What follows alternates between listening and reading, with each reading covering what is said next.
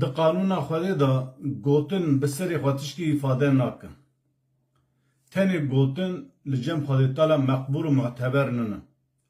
Divê fiil û efalê me re tesdîqa gotinê me re bikin. Tapiya gotina me re, seneda gotina me re, delîl û îsbata ku gotina ku mirov rast dibêje, efalê me re, fiilê me re, kiryarê me re, karê me re. Tema meriv bi tenê bi gotinê got la ilahe illallah bi vê gotina hanêna tenê em bi ba Xwedê meqbûl nine. Lewra la ilahe illallah gava te got ji bidê Allah ilahekî mebûdê bilheq tunê tê wê manayê temamê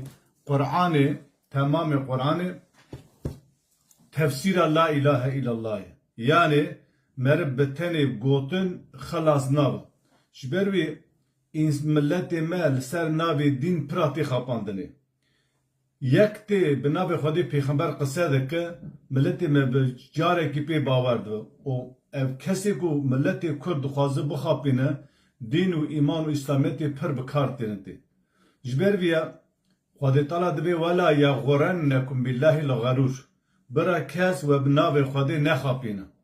Ji ber wê gava ku hûn naxwazin bi navê dîn û îslamê Xwedê werxapandinê, divê hûn bi xwe îslamê bizanibe ku bi navê îslamê neyxapandinê.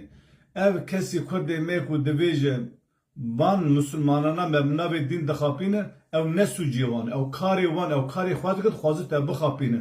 Gava tu îslamê bizanibe, bi qasî bizanibe, tu zanî ku tiştî ku ew divê ne rast tu ne rast ne durst tu neyxapandinê. Yani eğer xapandin hebe suç de te dayı. Ji ber vê gelê insana gelekî gemat, pîs, xirab, berbat tên qise dikin, pir gotinê qenc û xweş û pak dibêjin, lê hundirê wan pîsiyê, gemariyê, fitneyê, ficûrê, kufre, şirke, lê mixapin milletê me însanê werdixapin, bi gotinê xelkê nexapin, gava gotina emel ne yek bi pê nexapin.